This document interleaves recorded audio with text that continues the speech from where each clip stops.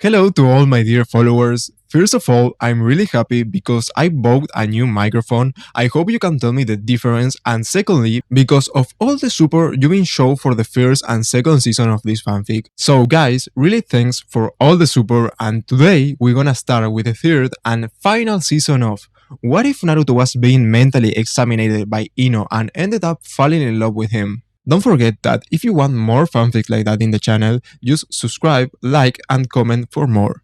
So, we gonna start. Final chapter. Those words went off like a flash bomb.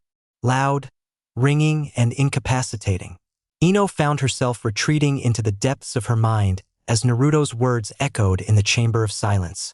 She looked into his eyes, an unwavering light to them that sent her on a spiral of emotions that she wasn't prepared for. Like, for real. She touched his face, pulled on his cheeks, did everything to convince herself that she wasn't trapped in some sort of dream. Yet beneath her fingers she felt it, the warmth of life breaching his tan skin. Why yeah, for real. His skin prickled under the feel of her breath. They were close, closer than when they began. Like, love? She asked again, and despite the welling anxiety, Naruto found the courage to force the words out. Love, he swallowed, stealing jittering nerves and confronting the gaze of the girl who had stolen more than just his shirt.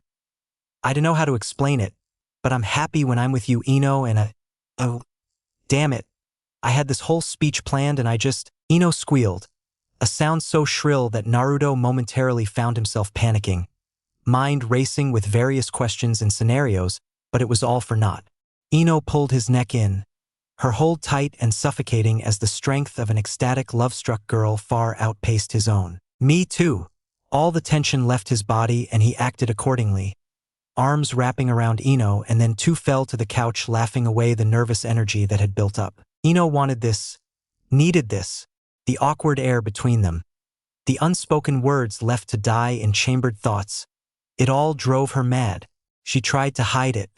She tried to squash any feelings that would get in the way of their friendship, and it was killing her from the inside out. He made it hard to do all these things because Naruto was, well, Naruto, her friend, her best friend. If there was one person who would manage to worm his way into her heart, it would be him, and that stupid smile of his. That's what I wanted to tell you, she began. I wanted to let you know how I felt, what I thought about us, what we could be. I just didn't know how to do it, you know. She sighed and then grinned. So I'm glad you did it first. Saves me the trouble, you dork. Naruto, despite his glee, rolled his eyes. Ino was still Ino, and he wouldn't have it any other way. Yeah, but I'm glad you feel the same. I was afraid this would have been a bad thing to reveal, he admitted as their hug loosened and their eyes met. Oh, really? Uzumaki Naruto was shy about his feelings, she said with a lip curl that Naruto could only describe as hate to love. It was haughty in a way that only Ino could be. Hey, don't act like you're any different. He pouted, but that did not deter Ino from her teasing. I'm not the one who confessed first, so it doesn't count. It totally counts. They separated and sat in silence with only the crashing waves outside filling in the void. Neither of them faced the other, but in their mutual temperance they could not ignore nor stifle the fact that they had done something irreversible to their friendship. It was small at first, her hand on top of his, and his turning to hold hers. Then it grew bolder as he shuffled over until they shared the warmth of their bodies, and he could almost feel the heavy thumps of her heart. This feeling was strange. Even more strange was his inability to act on it. What was he supposed to do? How were they supposed to act? So we're a couple, right? Ino was the first to voice her concerns, with eyes as bright as gemstones digging for an answer. He nodded before he could find the words. If they both confessed, that meant they were together. That's how it worked. Ino sighed. We're a couple, she reaffirmed, and he held no objections. We're a couple, she repeated once more, content with the words.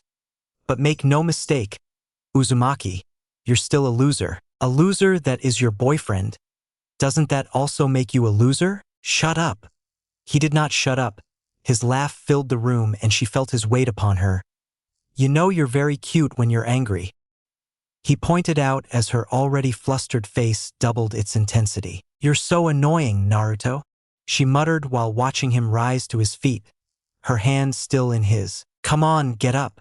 She rolled her eyes but complied. Standing flat on her feet, she stared up into his eyes and sighed as she felt his embrace. It was different, a tender hold unlike any other they've shared before. She sighed as she relaxed into his arms and held on to him. I've wanted to do that for a long time, he whispered, but we always hug, you goof. Yeah, but not like this, she hummed. You're right. Hey, at least your hugs are great now. First time we hugged, it almost looked like you were going to faint, he gasped. I did not. Did too. My hugs have always been great, you just don't want to admit it. His fingers played with the few stray coils of platinum hair slipping out from her towel. She rolled her eyes. Uzumaki, before we started hanging out you never hugged a girl. Your hugs were ass. Damn it, I love you. She heard him chuckle as his arms tightened around her waist. She smirked and hummed into his chest, easing to the sound of his flourishing heart. I am pretty lovable. Didn't know I was with Miss Humble here. That's Mrs. Humble. I'm with Mr. Humble after all. She laughed as she heard him groan. Wait! She tilted her head to meet his gaze, sparkling with curiosity and brimming with anxious energy. Does this mean we have to get married next? I don't think I have the money yet. No. She pressed her lips against his jaw, a bold declaration of affection that surprised even herself. Not yet, lover boy. You can relax. She could feel the heat of his face on her lips, and she would have teased him for it if it weren't for the fact that her own face was burning hotter than the sun. All right. It was his time to act as he playfully nudged her head aside, giving him enough room to plant a kiss on her forehead. It was enough for Ino to squeal and bury her face into his chest. He'll consider that a win and a success. My dad is going to be really annoying about this. He hadn't even thought about that. In fact, he didn't think about a lot of stuff, such as the secret that crashed its weight upon his shoulders. I should tell her. And yet he could not get the words out. They died in his throat and left his mouth dry with cowardice. Not yet. He felt selfish for leaving her in the dark, all so that he could soak in her joy, to be in the presence of her warmth. She deserved to know, more than anyone else, but he couldn't bring himself to let loose the horror within him. He'll do it when they're back in the village. Naruto. He blinked away his stupor and returned his attention to Ino. Sorry. Got lost in thought. She raised a brow. So what now? Naruto laughed. I honestly didn't think I'd make it this far, he admitted. She shook her head as she gently pried herself free from his arms. That doesn't sound like you. What have you done with the real Uzumaki? Naruto followed as she walked over to the balcony. It wasn't late yet, and the sounds of the bustling town warbled in the background, the lively remnants of the marketplace grabbing what they could before the stalls closed. Below them the waves crashed upon outcrops and the cliffside, receding back into the Stygian body reflecting the moon and the stars. In the distance merchant ships sailed with bright amber lights marking them in the dark. Nothing. Naruto leaned against the balcony with Ino taking the opportunity to stand against him for support. She frowned. I swear you were a stunted brat when we first started hanging out. How did you just grow so fast? Well, you said it yourself, I need to eat healthy to grow. Yeah, but that takes years, not a couple of months. She huffed as her mind reeled to the early days of their friendship. Back then he was almost impish in stature and scrawny in build, his clothes hanging off of him like plastic bags. But now he stood taller than her, a healthy flush to his skin befitting someone his age. Don't worry, Ino, you'll grow up too one day. She smacked his shoulder as he laughed into the night. I'm joking. They fell silent, enjoying each other's company and the ambience of the world. Divergent thoughts humming in their heads while beating hearts thumped. Ino tilted her head and gazed at the illuminating pearl in the sky, distant and isolated in a void. Hey! Yeah. Do you think there's anything out there? She asked and observed as he eyed the moon, curiosity twinkling in his eyes. Like what? I don't know, stuff like, what's the word? Aliens? She said, and she heard Naruto snicker, her elbow quickly finding his ribs before he could let out his bellow. I'm being serious here. You've been reading those magazines from Kumo, haven't you? The ones with that paranoid guy's articles. No, she muttered, but feeling his eyes on her, she sighed. Yes, they're kind of fun. He chuckled, and despite her repeated jabs to his side, he persisted, the titter of cackles ballooning into a laugh. Her hands fought to cover his mouth. Standing on her tippy toes, she tried hard to reach for his face, but he evaded her with each attempt. Zip it, Uzumaki. It's not funny. You're right, he managed to say between breaths. Though, it is kinda cute. Disarmed by his words, she pouted and turned away from him, burning red upon her face. But why did she hide it? They were a couple now, right? She shook her head and glared at her boyfriend, his bold antics seemingly blossoming from their shared confession. However, despite the admittedly inconsequential annoyance, she couldn't help but smile. It felt as if the restraints they had imposed upon themselves had been shattered. She could, without shame or fear, just stare at him, watch him as he radiated with an infectious whimsy. But going back to your question, maybe there probably is something out there, he said as the night sky swallowed his gaze. I'm not smart enough to think otherwise. That's more of Shika's thing. You're smart, she said, bumping against his hip. I don't see anyone our age doing fuinjutsu. That's some big brain stuff. That being said, you're still my dumbass. She wondered how she could explain those words to a version of herself from a couple of years ago. That she would end up enamored by the class dead last. A thought that would have sent her spiraling were it not for the year she spent budding her relationship with him.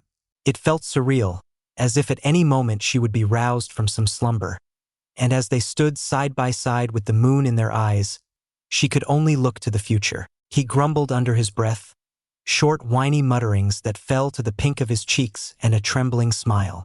She hummed in victory, soaking in the warmth that his body swept over her, the spicy and earthy smell that was undeniably Naruto easing her further. Ino was happy, a happiness that she couldn't quite fully comprehend just yet, but she wouldn't question it. Growling.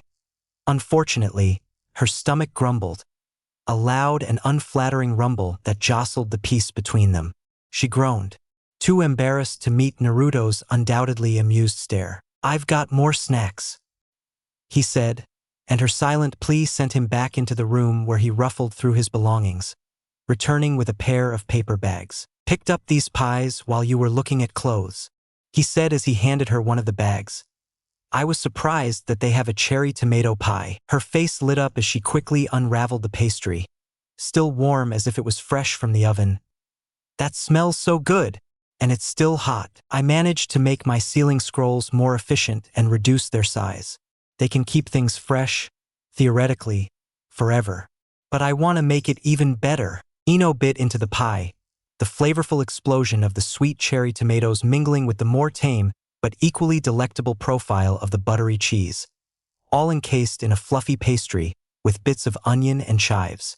Her taste buds rejoiced at the taste of good food, a break from quick energy bars and rations. In her delectation, she missed Naruto's smirk, the young Uzumaki patting himself on the back for catering to her tastes. Thanks, babe, she chuckled. I guess calling you that isn't a joke anymore. He feigned a gasp. So it meant nothing before? That hurts, Ino. She rolled her eyes. Get over it, you big baby. Wait, am I going to sleep on the couch? He suddenly asked. Of course not. How cruel do you think I am? He didn't answer that question, letting the waves fill in for him. Really? Art, we'll share the bed. But what? Uzumaki, you've slept on my lap several times. Don't act shy over a bed. Naruto sighed in defeat. When you put it like that, good. Ino smiled. Now hush. Let's enjoy this because we're going back to dirt roads and sleeping on itchy grass. Shikamaru tried to focus on his thoughts as he laid in bed, but between the roar of the sea, the occasional squeals from Ino, and the sound of fluttering paper from Haniai, that was proving to be difficult. He popped one eye open and observed the nobleman's son as he scribbled in his journal, a practiced hand that layered ink with precision and efficiency. You've been writing a lot. His remark caught the boy off guard as he seized up. Sorry, Narasan. Shikamaru sighed as he sat up. I wasn't complaining, and don't make me sound like an old man. What's got you scribbling like that anyways? Haniai bowed apologetically, but his timidity fizzled away as he held up the journal. Traveling with you and your team has answered so many questions about Shinobi that I've had for quite some time. not to mention ninjas from reputable clans. It was an interesting quirk to have, especially for nobility. To his knowledge, nobles usually didn't care about your average ninja unless they hoped to gain some favor, but Hanai seemed too young to be embroiled in such scheming. There was an earnestness to his curiosity, a vigor that filled pages with notes that no nobleman would ever bother himself with. What started this fascination? Your father doesn't seem to share the same hobby, and I don't recall Cha no Kuni ever having a shinobi presence. He watched as Hanai deliberated on his next words, brows furrowing in deep thought before flickering back to him. My mom was a kunoichi. She used to tell me stories about her time in Kiri, and as a kid I was fascinated. She left out a lot of the horror and unsavory details, but still I dreamt of becoming a shinobi myself. He closed his eyes and breathed, hands flexing as he prepared to unearth more memories. After she disappeared, my father forbade me from ever leaving the compound without him. I felt trapped. I only ever found a sense of freedom from old books and scrolls that belonged to my mother, and so I asked for more. Shikamaru listened with rising questions, picking up on omitted details and skewed wording. However, despite his scrutiny, he couldn't deny him sympathy. I had hoped that as I grew older that father would let me see the world more on my own, but his stance remained. I never got the opportunity to make friends, so I turned to my books, scrolls, movies, anything that made me forget about it. I see, he hummed. So what exactly are you going to do with all of this information? Initially, I hadn't planned on much, but the idea of publishing an encyclopedia of some sorts recently struck me. With a raised brow, Shikamaru mulled over his plan. Not a lot of villages are keen on getting their stuff publicized for the rest of the world to see. Oh, but I don't care, nor do I think anyone else on this team cares. Have Uzumaki-san and Yamanaka-san known each other for a long time? The sudden shift in topic caught him off guard, but Shikamaru didn't have the heart to turn him down. After all, this was a rare conversation for him. He sighed.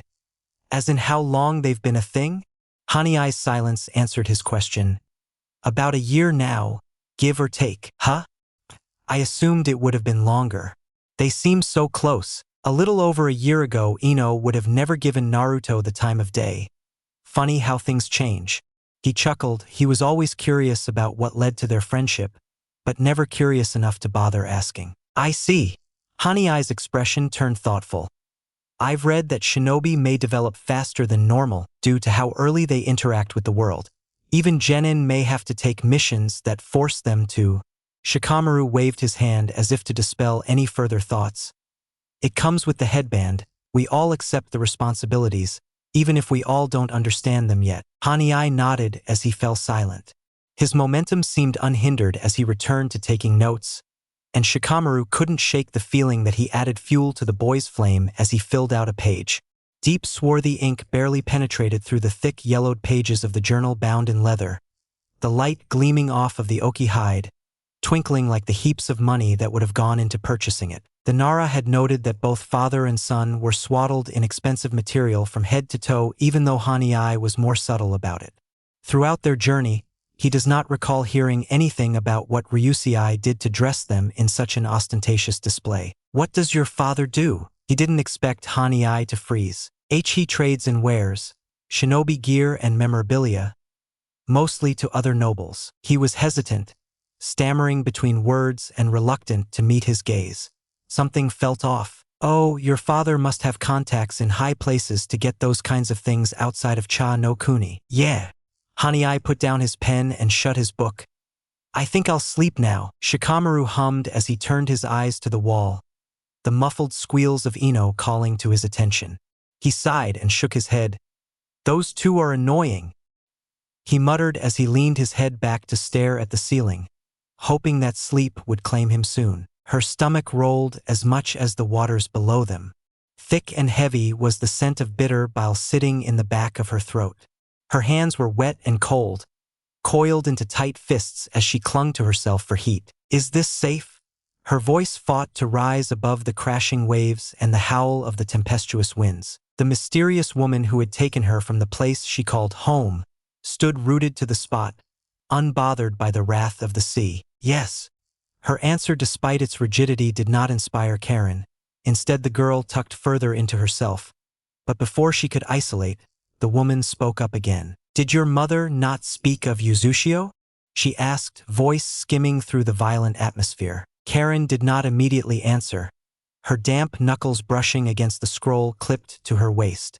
She shook her head, tossing aside droplets that soaked her vibrant tangles. She only mentioned it sometimes. She didn't want to talk about the clan much. Water struck the boat from the sides, jostling it and sending Karen sliding into the cabin. She groaned and corrected her glasses, her hand massaging the shoulder that had collided with the wooden surface. "Our land is protected by these waters, and since our fall they've grown even more frenzied. None but the Uzumaki shall pass, we are safe." Karen eyed the woman incredulously. None of what she said sounded believable. It was stiff and practiced, spoken in an almost mocking drawl that sounded too clinical. "Don't look at me like that." How could she tell? Between the darkness of the stormy sea and her obscured features, Karen didn't expect Akira to be able to see anything at all. She occasionally saw the woman take off her glasses to wipe the water from them, but still she didn't know what she looked like. Before she could raise her question, Karen winced as she felt a deep rumbling course through her body, vibrating her very being, both mind and soul. She clutched at her stomach and fought the urge to empty its contents, bleary eyes barely making out the sudden blue glow beneath their ship. She stole brevity and stared at the waters below, eyes sinking in fear as a massive shadow trailed them beneath the glow. "Brace yourself." Watching Akira suddenly hold on to the ship was enough to make her cling for dear life, even as she was battered by the deep rumbling once more. The glow seemed to recede, but Karen did not relax, and she was grateful that she didn't, as the sound of heavy falling water drowned out the noisy sea. Darkness engulfed them, and as lightning painted the world, she could make out a colossal shape looming above them. She did not have any time to scream as she was nearly yanked from her spot, the boat tilting backwards until it was completely vertical. She put two and two together. They were being eaten. She did the only thing she could in a moment like this. She screamed. The ship fell into the massive maw of the unknown creature, the accompanying water carrying them as the ship spun in its frictionless journey. "I don't want to die," Karen's voice echoed as they continued to fall for what felt like an eternity, and somehow she was still holding on, the wood beneath her hands splintering from the desperation in her hold. And then they stopped. It was sudden but not impactful. The ship fell on its hull and Karen hit the floor, her screams dying down as she sensed the shift in momentum. She cracked an eye open, and instead of darkness there was a cool blue glow. She could actually see. She searched for Akira and quickly found her. In fact, she was right in front of her, offering a hand of assistance. Embarrassed, she muttered a small thanks as she accepted the hand. "What is this?" she asked, and judging by Akira's calmness she assumed they were safe. "Right? Our way into Uzushio," she answered as she began to leave the boat. Karen timidly followed, glancing all around at the strangeness of their surroundings. It felt both organic and inorganic, impossible shapes and textures that carouseled into fleshy ridges, almost earthy in color. A transparent film of something flanked either side, letting her see out into the sea. She could see the fish swimming alongside whatever they were inside of. It felt less like a being and more like a building. "Welcome back, Sensei." Despite the softness of the voice, it was loud and clear in the chamber that they stood in. Karen's eyes wandered until they found who it belonged to, a tall and lithe girl with pale skin that had an iridescent sheen to it, contrasted by her long burgundy hair that fanned out the further down it went. Her eyes were a flat violet, barely expressing anything as they were surrounded by darkened bags. Her overall demeanor seemed timid and skittish, doing her best to seem smaller than she was as she held her spear-like weapon in front of her. "Thank you. Karen, this is Ayakashi, and Aya, this is Karen." Both girls stood awkwardly staring at one another, before Ayakashi let out a rodent-like squeak as she bowed, nearly folding her body in half. It's a pleasure to meet you." It was Karen's turn to panic. She looked around as if she would be given an answer or sign, but seeing none she bowed as vigorously in return. "The pleasure is mine." Akira sighed as she watched the girls exchange awkward pleasantries back and forth. "Okay, that's enough of that, you two." "Yes, Sensei." Ayakashi retreated, taking a couple of steps back. "What is this?" She braced herself as she felt the rumbling again, but this time it was softer and gentle. She blinked and gradually relaxed, watching as a fleshy tendril with glowing spheres unfurled from what she assumed was its tongue. She swallowed a lump as it circled her, curiously poking at her and pressing the cool, glowing bulbs against her. Yumabozu is just curious about you. It's her way of greeting you. And as if in agreement, the creature hummed. Oh. She relaxed a bit.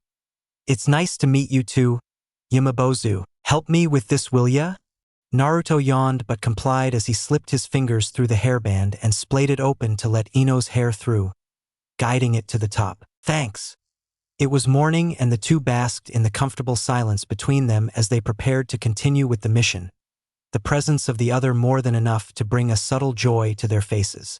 They aided one another with tying straps, pulling zippers, and fastening belts. I'm going to miss this room, Ino muttered as she tossed her bag over her shoulders. We're almost done with the mission, Naruto said as he led the way out of the room, holding the door open for her. Yeah, I guess you're right, she said as she followed. And look at you being quite the gentleman. I try. The door clicked shut as they walked away and into the lobby, where Shikamaru sat with his eyes closed, only cracking one open at hearing their steps. If it isn't the lovebirds. Their immediate flustered faces were enough for him to smirk. What of it? Ino asked, which caught him off guard, wiping the smile from his face, while Haniai gasped softly. Glad everyone is here on time. Asuma approached from the opposing hallway with Ryusei in tow. However, after a brief greeting, he disappeared to meet with the hotel owner, leaving Team 10 and his son to continue the conversation. Cha no Kuni shouldn't take long. If we keep to a moderate pace, according to Ryusei-san, we should reach his estate in a day. Worst case scenario, 2 days. Oh? Where is your estate, Haniai? Ino asked, turning to the quiet boy who jumped at the sudden attention. It's along the coast. Isolated, he said barely above a whisper. Is it on a beach? Ino asked, hope brimming on her lips. Why, yeah. Asuma-sensei, can we spend a day on the beach when we're done? Please, pretty please. Asuma watched the hopeful glimmer in her eyes and sighed. Impress me on the last leg of this trip and I'll think about it. You heard him, boys. Maximum effort and we get a beach day. Yes, ma'am. I just want to go home. The conversation was cut short as Ryusei returned, leading to the group to begin their trek once more. They flowed back into the bustle of the town and moved through the market, adopting the team formation with Ryusei and Haniai in the middle. As they moved, Naruto grunted as he bumped into someone. Sorry, he said in earnest before catching up with his team, missing the stone-eyed glare he received from the cloaked man. Namikaze? Ino was bored. Again, hours had passed since they left Suiro, and the further they went, the less of civilization they saw, even as they crossed the border, only encountering a pair of Konoha Chunin who seemed more bored than her. She had the occasional conversation with Naruto, but she could sense that even he was stultifying from the journey. Her eyes watched him walk, a small smile curling her lips as she thought about the previous night. Who would have thought that she and Naruto would ever become an item? That she'd smile at just hearing him say her name. Naruto. She sang his name as she opened a link between them. Ino. She didn't need to see his face to know that he was wearing a large smile. What you doin'? Just keeping watch. There's not a lot going on. Let's chat then. You ever think of moving out of Konoha? Naruto hummed. Sometimes, not that much now though. What about you? My dad once gave me the option. Let someone else be clan heir. I toyed with the idea, but it didn't feel right, she sighed. But hey, when we're older maybe we can get a little home outside of Konoha, just as like a vacation spot. That sounds great. Naruto suddenly stopped, causing the group to abruptly halt their travel. Multiple signatures north of us. Something's wrong with them. They feel warped, sinister. He reported. What? Where? Ryusei practically leapt at him as he voiced his queries. Large estate by the waters. I'm assuming that's your home? The nobleman seemed to retreat into himself, body trembling and eyes wide. Haniai was equally as pale as he clutched at his satchel. Team 10 observed the two before Asuma cleared his throat. Give me more details. Naruto nodded as she took a deep breath before plunging back into his shurgon. The world turned dark before beacons of sickly purple tainted his mind's eye. He followed their trail as they huddled around the tall structure in the distance, counting every individual blip that he could make out. However, as he surveyed the estate, something beckoned to him from within the miasma. It was darker, but yet it pulsed brighter than the others, and had more chakra. The more he peered into it, the more it felt like he was wading through a viscous liquid. And within the sludge he could feel it, distorted tapping and clawing, incoherent whispering and muttering. His eyes snapped open and he grumbled as he massaged his temple. Gross. He felt Ino's hand on his shoulder, and he nodded to her. I'm fine, thanks. We have around 15 signatures. One of them feels stronger than the others, probably the ringleader. Then there's 4 other signatures, weaker, normal, most likely civilians. Shit. Let's find some cover first. I don't want to be out in the open right now, Asuma said while looking around. His eyes scanned the horizon, peering past the trees that obscured the bending dirt path. Adjacent to them was the shoreline, a rocky beach with bleached white sands. I know of a way. There is a cavern I use for shipment. It has a path that leads directly to my estate. We just need to follow the shore. But we must hurry. It's undoubtedly him. Ryusei's voice was unsteady. The man was sweating profusely as he struggled to speak. We'll speak later. Team, let's move out. Naruto, keep me updated. Naruto nodded as he kept tabs on the group. They moved quietly along the coast. Not a single uttered amongst them as they navigated the sloping sands and hugged the ever-growing cliffside. Naruto's breathing had become haggard as a pang of pain stabbed at his head.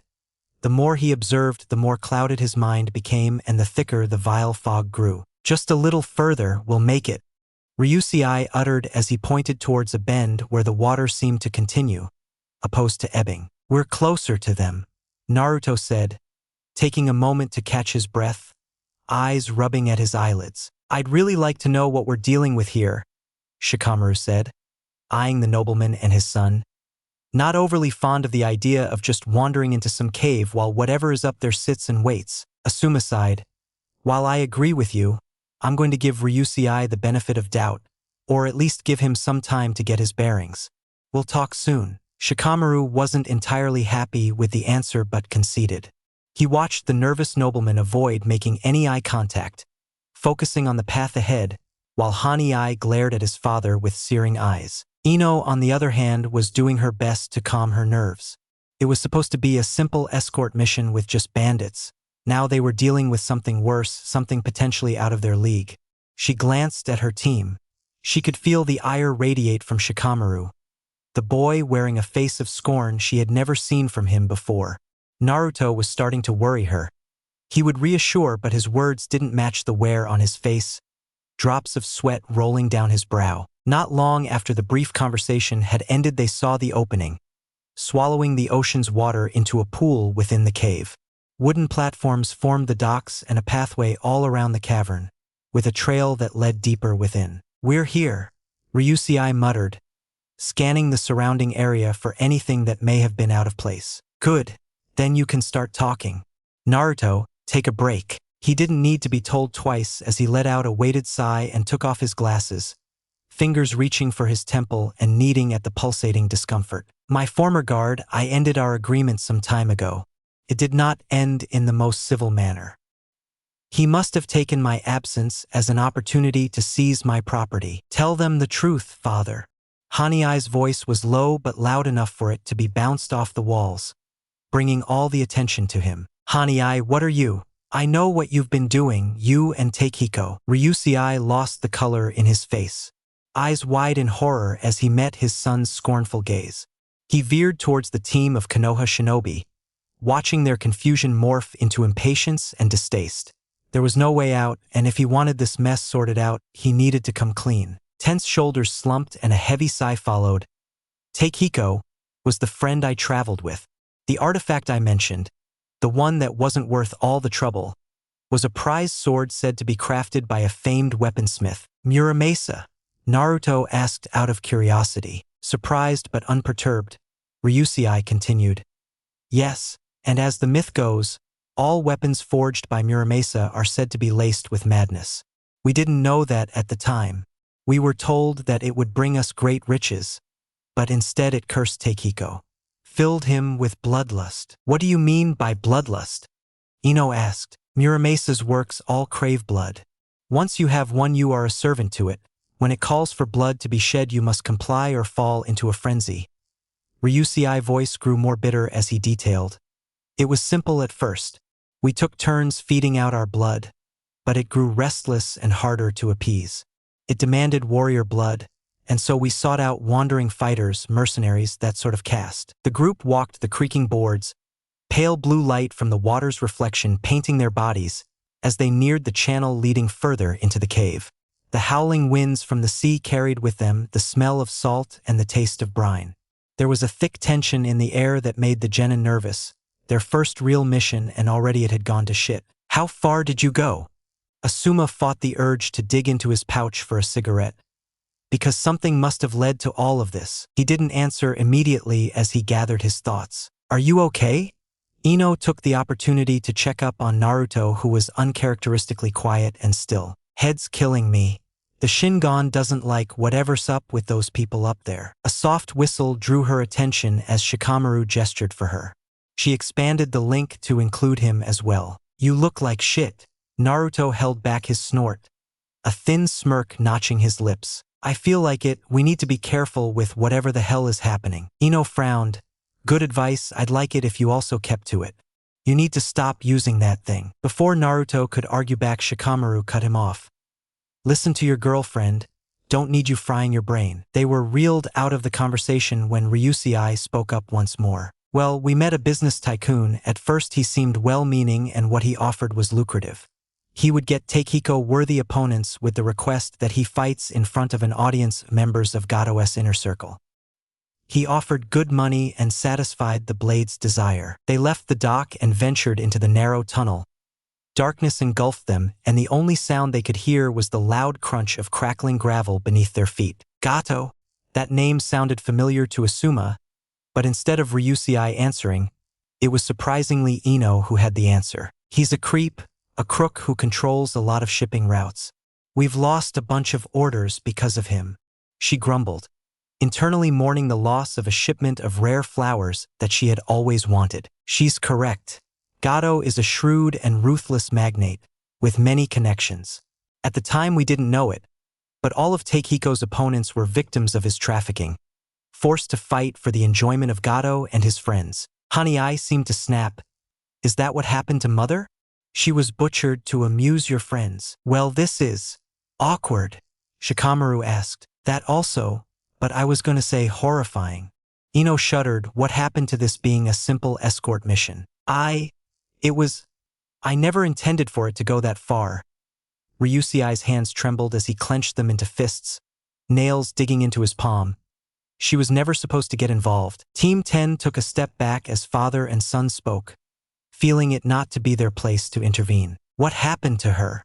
A heavy and tormented sigh was freed from his chest, hands unfurling to red-stained fingernails. She grew suspicious of our actions, and took it upon herself to investigate, and he swallowed the lump in his throat, fighting back the sting in his eyes.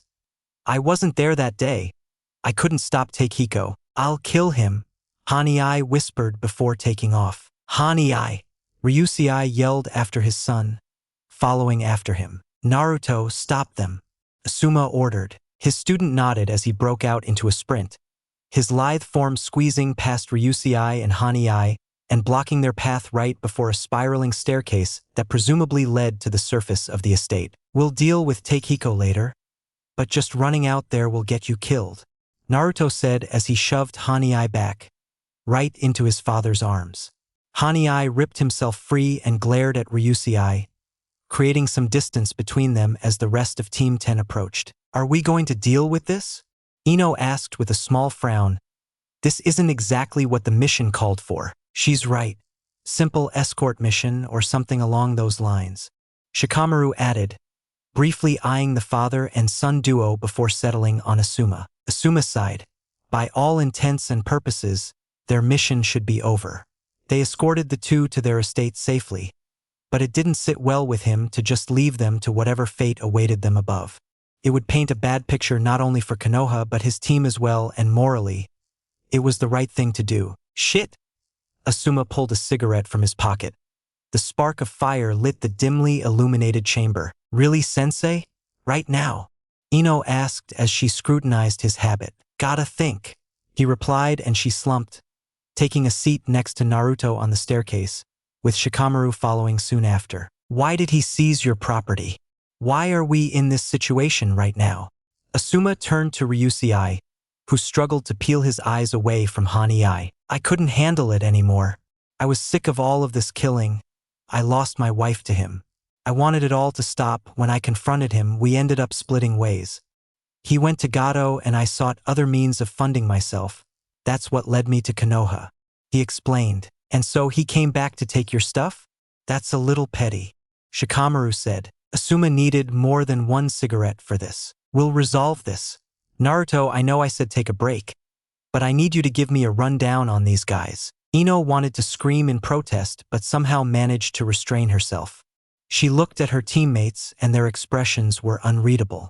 She couldn't even tell what Naruto was thinking, but he turned to her and smiled. I'll be fine. He reassured her before plunging back into his Shingon. Despite the thick miasma surrounding them, the mob of 14 weren't much in terms of chakra. It almost reminded him of the bandits they encountered earlier. The only outlier was Takehiko.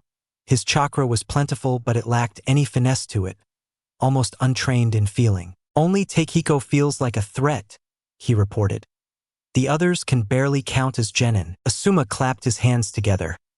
All right, I'll handle Takehiko. I need you three to subdue the rest. Be cautious, we still don't know what we're up against. If you can't handle it, retreat. Am I clear? Yes, sensei. They chorused in unison. And I'm going to need you to stay here, he said while facing the tense father and son. Naruto, can you make a clone to keep an eye on them? You got it, boss. In a puff of smoke, a clone of Naruto appeared by his side. Okay, team, let's head out. Ryusei watched as the team climbed the staircase, leaving him with his son behind and a duplicate of the orange-clad genin. Haniei, I don't want to hear anything from you. Feed me. Consume. Scarlet sustenance. The man known as Takehiko sat in isolation, a low rumbling resonating from his being. His eyes, dull yet hungry, stared intently at the door in front of him. He could feel it, sense it, a worthy challenge. His fingers slid across the darkened blade of his tachi, steel stained by years of bloodshed robbing it of its luster and sheen. Hurry, Ryusei, hurry.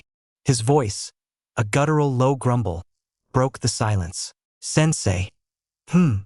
Asuma looked over his shoulder as they hugged the wall of a small building opposite to the hatch they had just left. Ryusei was lying, Naruto said, halting his team in their steps. What?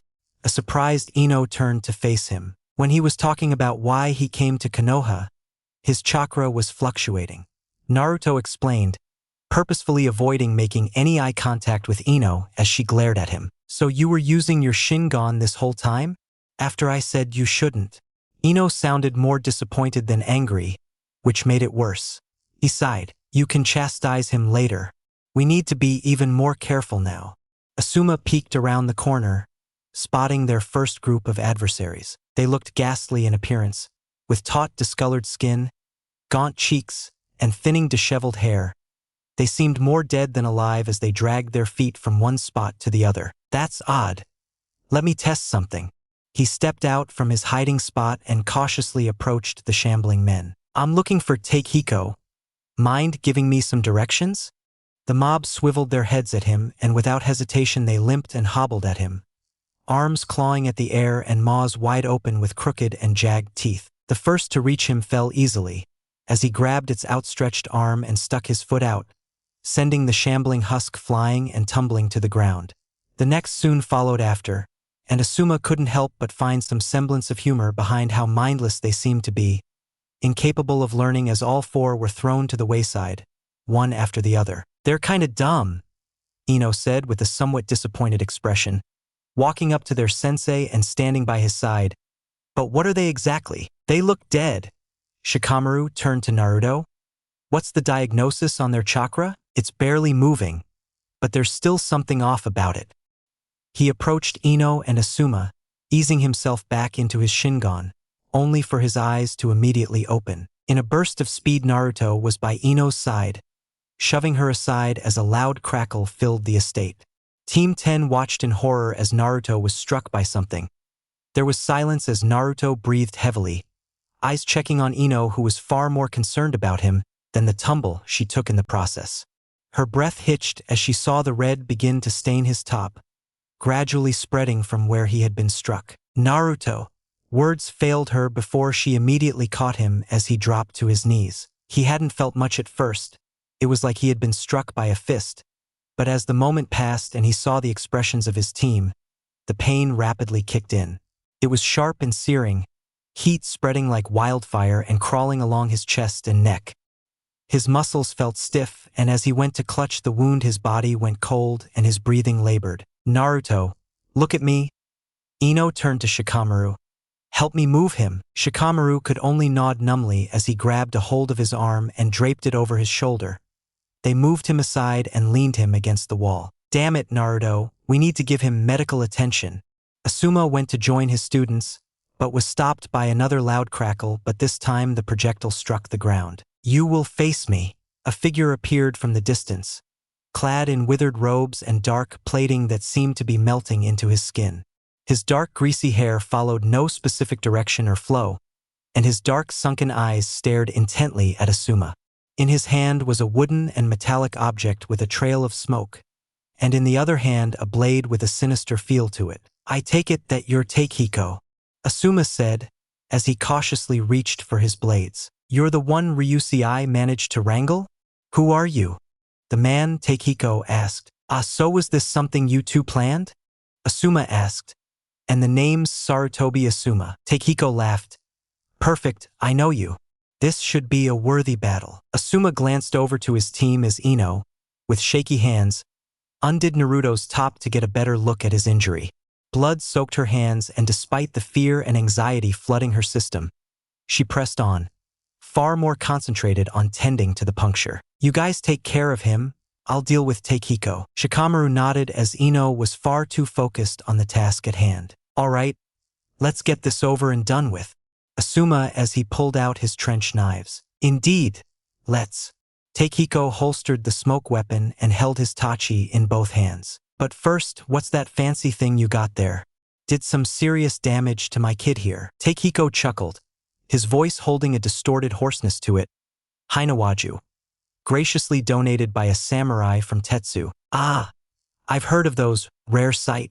He pumped chakra into his blade and got into his stance, carefully approaching Takehiko, who did the same. As their sensei left their sight, Shikamaru turned his attention to Naruto and Ino. Do you have any clean cloth? We need to apply pressure and keep him from bleeding out.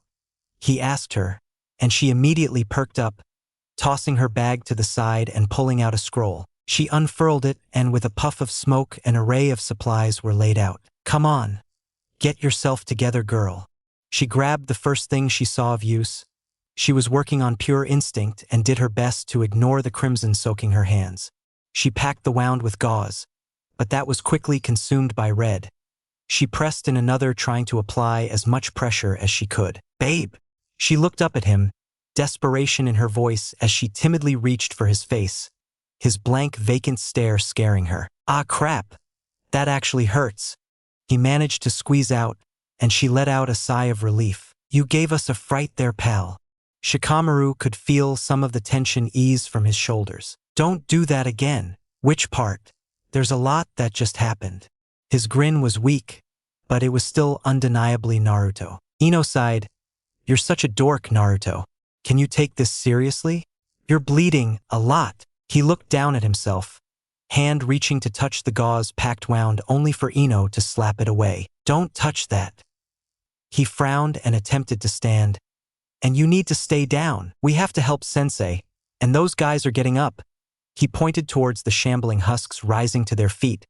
And I'm already healing. He didn't explain any further as he managed to pull himself up. Fine, but after this you're resting. Yes, ma'am. I miss Choji. Asuma grunted as he was pushed back. From his assessment so far, Takehiko wasn't necessarily skilled In fact, a lot of his swordplay was sloppy and entirely relied on his strength. So far, he didn't seem to be too much of a threat. His mind was more on his students. "You're not taking me seriously, Sarutobi." Takehiko frowned. "Perhaps I need to pay your brats a visit. Maybe that will motivate you." "That's if my men haven't gotten to them." Asuma scoffed. "Your men seemed to be barely able to put together any thoughts. They were struck down by this blade." He held it up for the light. "Whoever falls to it becomes a part of it, bound to serve it until their mortal form withers to ash." "Is that the case for you as well?" Asuma asked, and Takehiko snarled. "No." He parried his attempt at a downward slash, bringing the sword down and leaving Takehiko open to a swipe at his chest. However, the blade of wind was too short to do any meaningful damage as a thin slit of red formed on his chest, and a thin gash on the plate of armor. "Nasty things you shinobi are," Takehiko muttered as he leapt back, briefly looking down at his bleeding chest. "Didn't you want a challenge?" Asuma asked as he drew more chakra to his knives, extending the blades of wind chakra even further. Takehiko lunged at him, and they clashed blades once more, with Asuma taking the opportunity to pull back and displace his weight to the side, letting Takehiko stumble forward and leaving him open for a clean slash at his side. The blade of wind dug deep into his flesh and tore apart the surrounding tissue. He let out a pained howl as he was left to curl over and roll, twisting onto his knee and clutching at his bleeding side. "So far not bad. Should be done with this in no time." Asuma's muscles tensed as a shroud of smog concealed Takehiko, a vile mist of aggression and misery that followed him as he rose to his feet.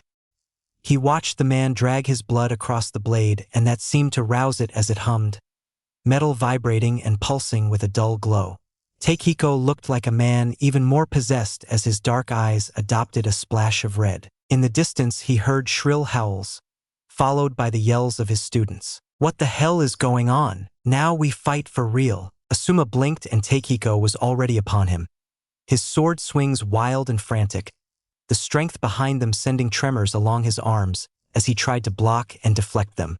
A large horizontal sweep sent him skidding back and nearly broke his fingers from the force alone. Before he could gather his bearings, Asuma was forced to roll to the side as the earth was torn asunder by a sickly purple ethereal wave. It continued past the spot he previously occupied and crashed into the building behind. "Don't disappoint me, Sarutobi. Damn it, seems like blood amps him up. Gotta separate him from that sword." Ino leapt into the air and crashed her feet into the skull of a revenant, forcing it down into the earth. As she landed, she rolled into another and stabbed her kunai into its leg, yanking it out as the husk doubled over, lodging the blade right into its back and dragging it down along the spine. She paid no heed to the dark liquid that seeped out like molasses. Instead, her sights were set on her next target. The same kunai in hand, she prepped it and threw it as hard as she could. Thump! It lodged itself into the shambling man's chest. "How long are we going to have to do this for? They keep getting up," Ino asked as she regrouped with her team, their hurried pace taking them through the estate and its many buildings. "Probably until Sensei deals with the main guy," Shikamaru said as they rounded a corner, creating more distance for themselves against the chasing horde. "That better be soon." "In there," Naruto yelled as he pointed at a smaller building, the team of 3 rushing in and shutting the door, quieting their breathing and remaining still. They heard the rushing of feet followed by the inhuman cries of the husks as they ran past the building. They sighed and relaxed as the sounds grew distant. Finally, Ino turned to Naruto. "You holding up all right there, big guy?" Naruto looked down at himself and went to poke at the gauze, only to have his hand slapped away again. "Ouch! I'm trying to check on it." "I told you not to touch it. We can catch a breather and set up a plan," Shikamaru said as he looked around the room, stopping in his tracks as he spotted a moving bundle in the corner. Approaching it, he was met with the sight of 4 people huddled together, the man of the group taking the front and holding a knife towards him.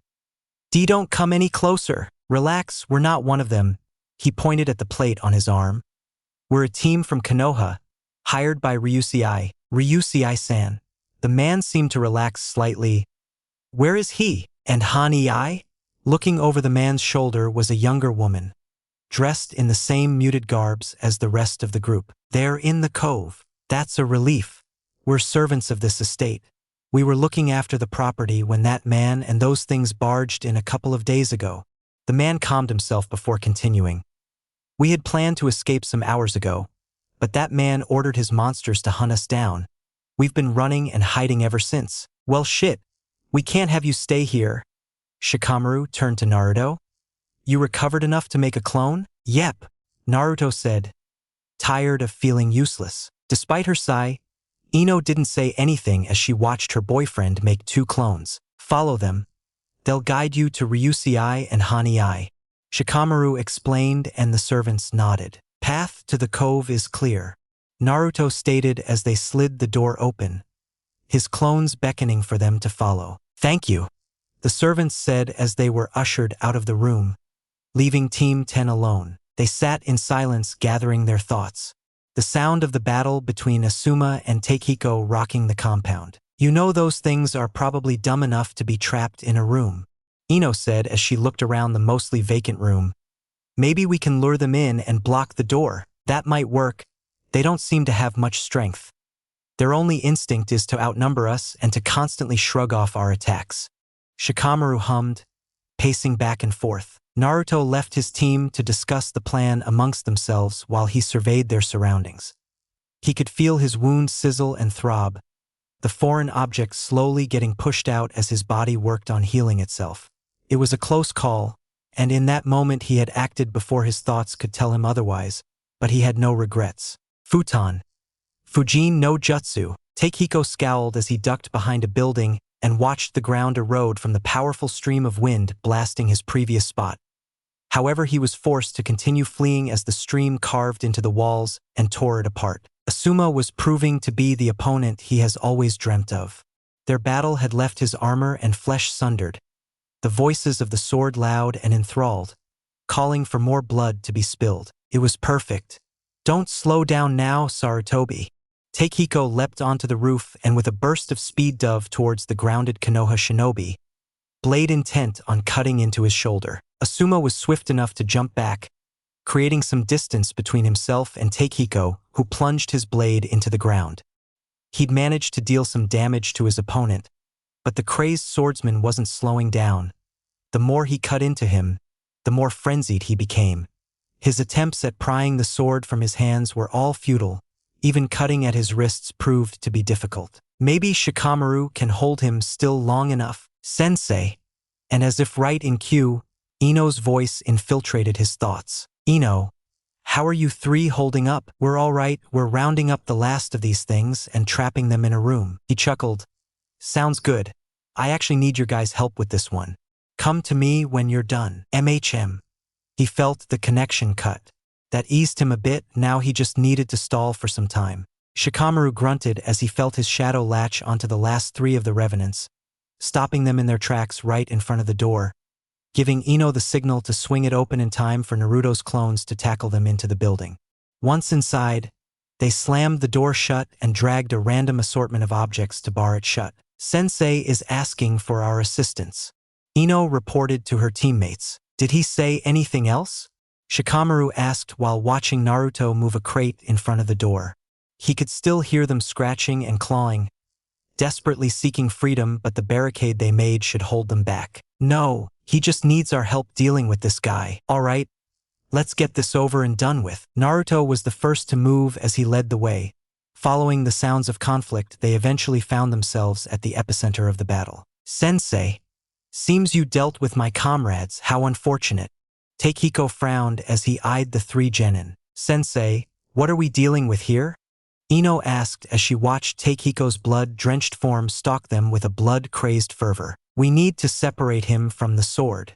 It feeds on blood and makes him tougher. Shikamaru immediately understood the assignment.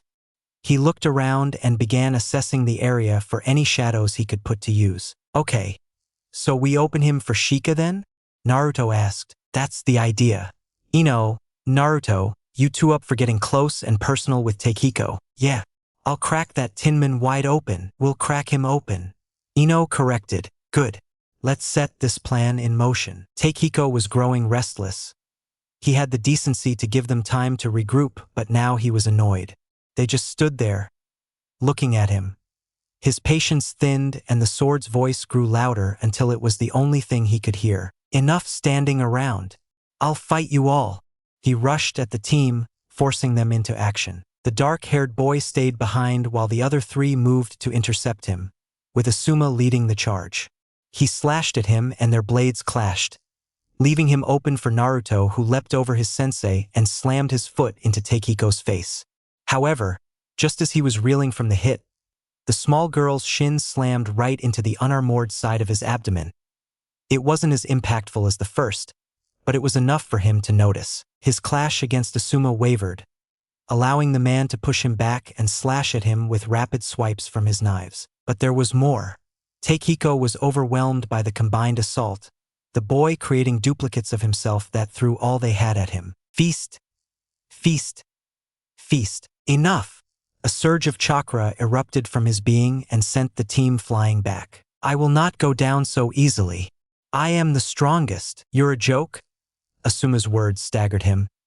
The more I fight you, the more I put together the pieces. All those fights you won, they weren't fair fights, were they? What are you on about? Gato doesn't seem like the sort of person to appreciate the art of combat. You were given people who were weakened. You butchered them when they couldn't fight back. Takehiko growled. Shut up. I am a warrior. Really now? Is that you talking, or is it the sword? Weak, pathetic, unworthy. Shut up. Shut up. Shut up. He roared as he raised his sword and brought it down.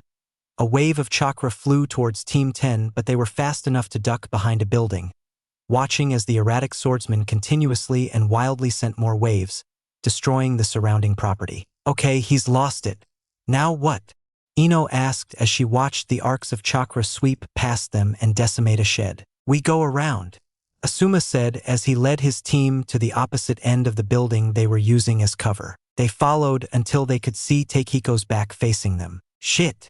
Naruto cursed as his head whipped in the direction of the coven. My clone just dispelled. Damn it, Haniai. What? How? Ino asked. Tisich stabbed my clone in the back.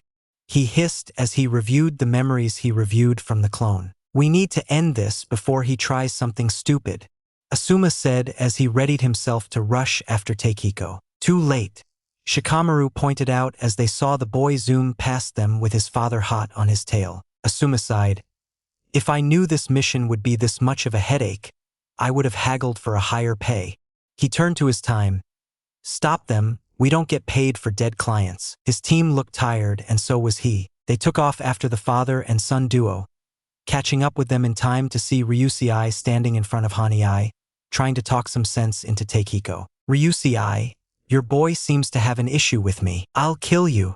Haniai tried to slip past his father, but he was held back. Let me go. He has to die. Ryusei let out a cry of pain as Haniai's tanto cut into his hand, giving Haniai the opportunity to run past him and rush at Takehiko. Haniai, Takehiko. No, the swordsman pulled out his Hinawaju. Join your mother, fool. Haniai's eyes widened as the air rippled from the loud bang, and as he braced himself for darkness, he felt a heavy impact from his side as he was knocked to ground. I need to stop doing that. He heard Naruto yell by his side. You need to stop doing that. Ino's voice followed. Yeah. I need to stop doing that, Naruto repeated in a whisper, and Haniai finally opened his eyes, watching in shock as Naruto stood where once was, blood running down his arm. And Naruto-san, I told you we'll deal with this, and I don't appreciate you killing my clone. Ino was by his side, dragging him away from the line of fire, while Ryusei slowly approached Takehiko. Don't make me do this, Ryusei, we still have so much more to achieve together. Move, Ryusei shook his head. I can't let you do this, not to my boy. Ah, that boy. Him and that woman you called a wife, they ruined the life we had. The dreams we always spoke of. Takehiko glared at his friend.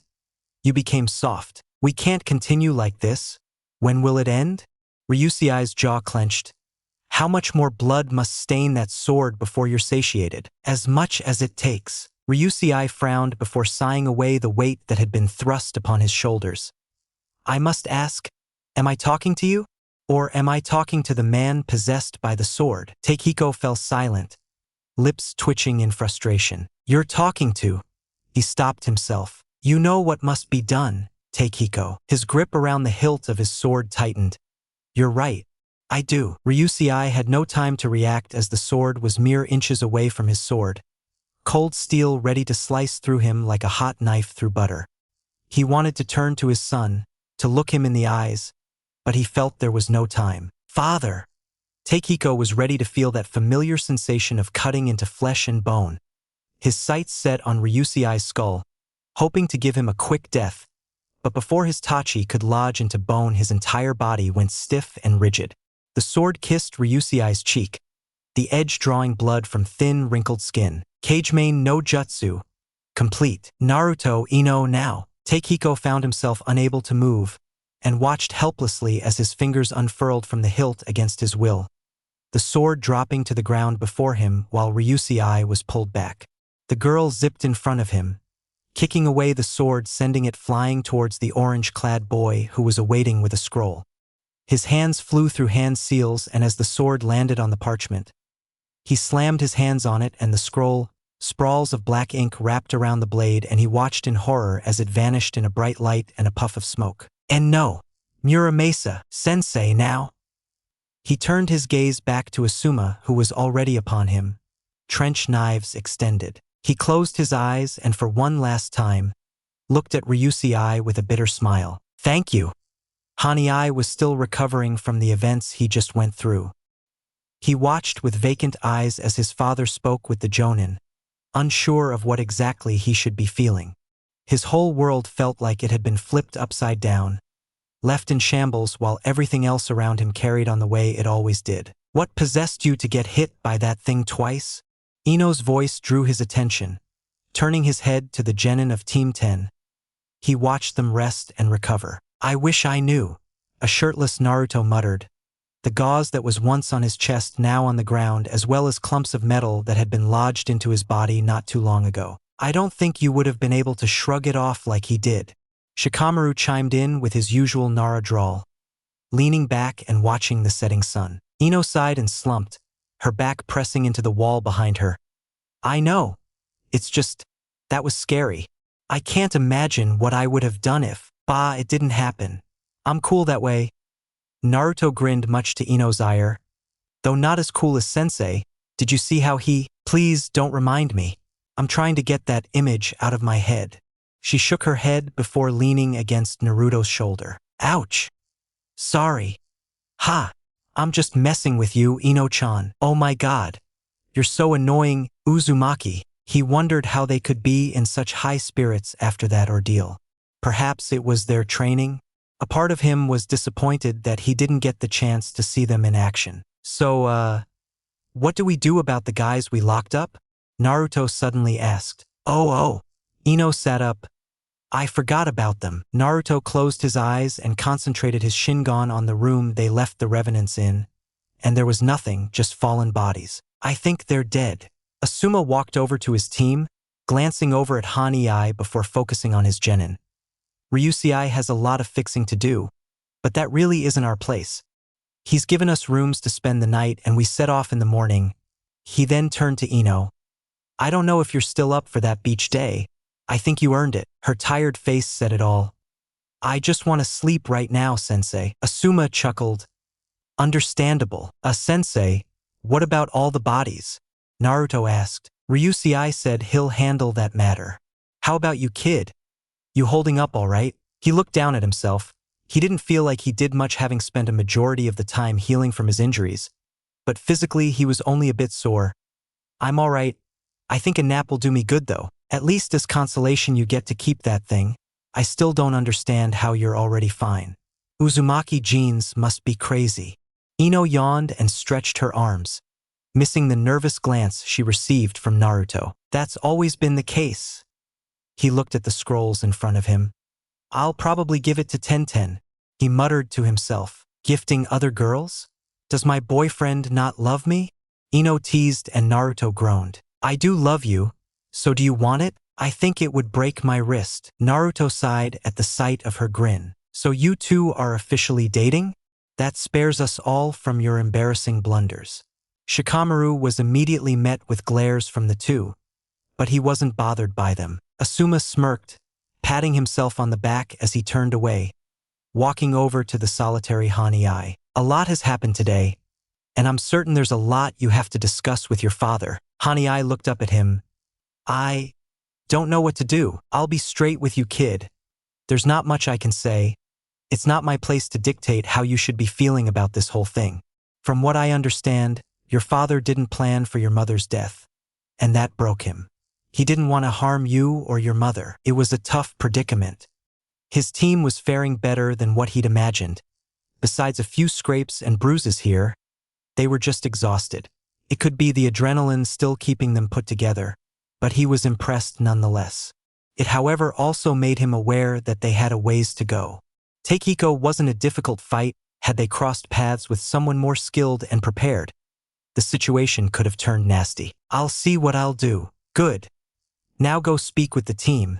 Standing here and just watching them isn't going to achieve anything. Hanai dragged himself towards the genin who acknowledged his approach. He hung his head low as he bowed in the direction of Naruto. I apologize for what I did. It was brash of me, and I should have done as I was told. It did suck that you just stabbed my poor clone like that. Naruto started, subconsciously rubbing the small of his back. And this whole thing could have turned sideways, but Team Naruto and his fantastic friends handled it. We are not using that name. She's right. I'd rather go clean the Inuzuka kennels than have to attach my face to that name. Shikamaru grumbled. You two are lame sometimes. Ouch. I mean, Shika is lame. He clutched at his cheek, Ino's fingers still threatening to pinch at his whiskers. That's what I thought. She turned towards Hanai. Like my dumbass said, we handled it. Don't think about it too much or you'll grow gray hairs. Yeah. So what did you think of Shika's jutsu? Naruto suddenly asked him, and Hanai perked up. His mind was flooded with fresh memories of the events that preceded Takehiko's death, witnessing the Nara clan's famed technique for himself. In the flesh, a smile fought its way onto his face, a glimmer of light sparkling in his eyes. See that, guys, he wants to nerd out. I do not. You totally want to. His eyes widened. That voice came from within his head, and Ino's mouth had not moved. That's the Shindenshin. Where's my journal? I need to record this experience. Team 10 shared a knowing look with mirroring smirks. They couldn't take away his pain, but the least that they could do is distract him from it. Morning came before any of the members of Team 10 could comprehend the night.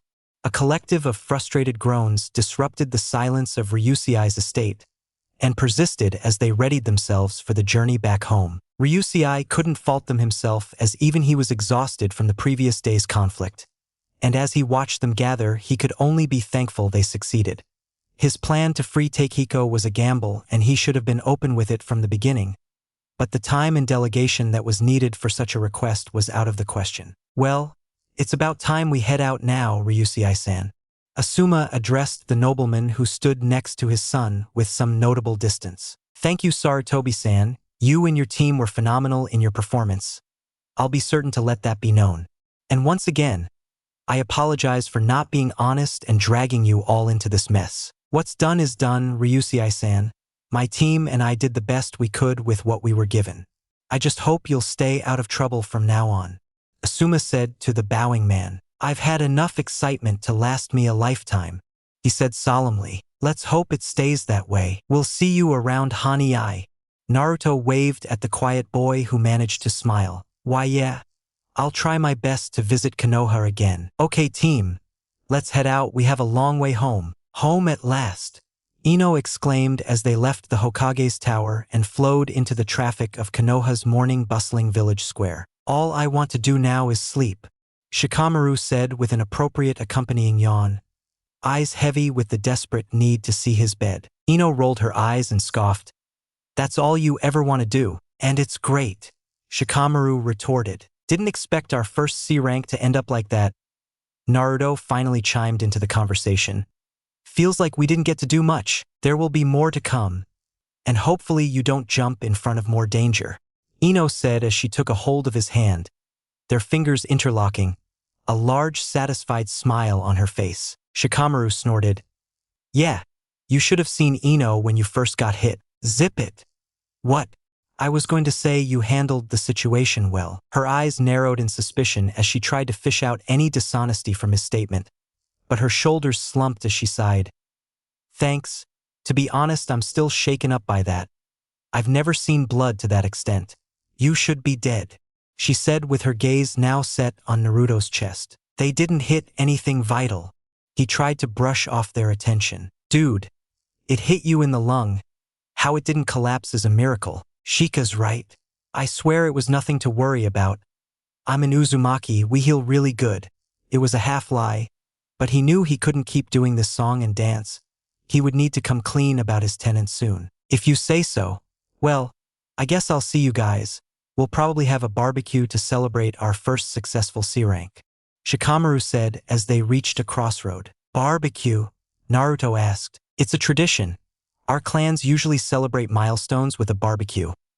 I'm sure both you and Choji will be invited. I know Dad won't even consider it if you're not allowed. Ino said. I've never been to one, it sounds great. It's kind of annoying, but we'll see in the next couple of days. See ya. With that, the third member of their cell began his solitary trek towards his clan's residency. Naruto and Ino continued their journey together in a silence they knew very well, comfortable and relaxed. Nothing else mattered as they left the hustle and bustle of the village's commercial district and into the more calm residential avenues. Ino's home soon came into view, and rather than letting go, Ino guided him inside. Are you sure right now is good? Naruto asked as the door closed behind him. We might as well get this out of the way now, she answered, the living room now in sight with both of Ino's parents seated. We're home, Ino announced, and Kiku was the first to stand as she hurried towards her daughter and her friend. Thank goodness. I was worried sick. She embraced her daughter and held onto her as if her life depended on it. I'm fine, Mom. Really? Ino said as she returned the hug. I missed you guys a lot. My baby girl has completed her first C rank. They grow up so fast. Inoichi held back a frown. And soon you'll be getting your own place and stepping away from us. Ino rolled her eyes. Geez, Dad. A little dramatic? I'm just messing with you, kiddo. Inoichi then grinned at Naruto. So how was it? I know my first C rank was an eye-opening experience. Both genin looked at one another. You can definitely say that again. Oh, Naruto-kun. I hope nothing bad happened. Naruto was a little startled when he felt Kiku pull him into a hug, but he was quick to accept the act of affection. Ino groaned and folded her arms. Don't get me started on this boy and his lack of self-preservation. Inoichi raised a brow. Oh? There seems to be a story here. Naruto's sheepish grin and Ino's look of annoyance was enough to tell him that Naruto most likely definitely did something his daughter would consider stupid. Yes, but first, we have an announcement to make. Both parents watched with rising expectations as Ino took a hold of Naruto's hand. Naruto and I were datin'. Yes, Inoichi yelled at the top of his lungs, arms pumping in the air. I knew this day would come. Kiku's laughter soon followed, with her words struggling to make themselves heard between her giggles. That's wonderful, truly. Your father and I were wondering when you'd finally reach this stage. Dad, I'm the one dating him. Don't get excited like that. Naruto didn't know what to do as he just stood there, happy to be surrounded by the warmth of Ino's family. Hey, don't forget that if you want more fanfic like that in the channel, just comment, like, and subscribe for more. So, bye bye in the next one.